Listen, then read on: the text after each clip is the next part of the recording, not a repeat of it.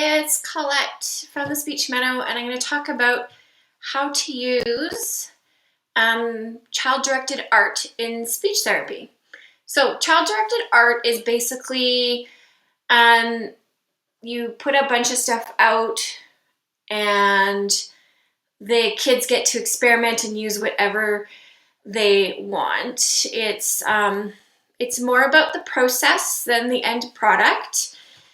And I've used it lots in push-in therapy with preschool and kindergarten classes. I worked with an amazing teacher in a special ed preschool classroom, and every Friday, we called it Free Craft Friday, the kids got to just explore with paints and art and different activities, and it was a great way to develop the language. The OTs loved it because it was working on fine motor skills. The kids loved it because if they wanted to get messy, they could get messy. If they only wanted to work with stickers that day, they could work with stickers. So really they could kind of drive the imagination train as far as what their art was going to look like. This teacher would switch up, so not every week had the same materials. So the kids did kind of have to figure out how to use different materials. They had to plan, so they couldn't do the same, thing every time. To get materials for this, I would just raid your dollar store.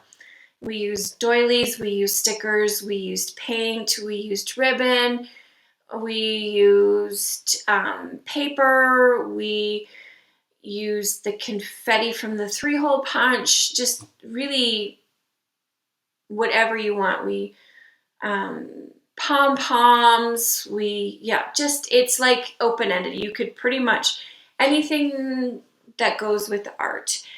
And so we used it a lot with the verbs, obviously, and at that age, with those kids, we were generally trying to build up the kids' verbs. We were trying to expand their language. So, we talked about, squeezing the glue bottles. We talked about spreading. We talked about dabbing, splattering, cutting, all sorts of things. And, rolling, because we would sometimes Free Craft Friday had different, we were using clay and Play-Doh and all sorts of things. And so it really just lends itself to building up those verbs. It lends themselves to building up the verbs that are sort of more important to the kids, because the kids get to drive what the therapy looks like. So you're really following the lead of the child as far as what verbs you're using in that particular time. It also, because it was a group project, it wasn't just like one kid. Usually there was like 4 kids and usually at least one adult there. You learned how to share, you learned how to ask for things, you learned how to, the kids, we worked on negotiating with the kids. So, okay, so you're still wanting to use the glitter glue, but little Johnny also still wants to use the glitter glue. So how can we make that situation run smooth? If you've got kids, say the OT's wanting to work on exposing kids to different textures, we rig it up so that the kids could explore some of those textures too. It's lots of fun. The kids really liked it. The parents liked it because it was quite obvious that this was what the kids were doing. It's developmentally appropriate at that age to be doing more of the free craft type child-directed activities, because again, it's more about the process than the final product. And it's just, I highly recommend you try it.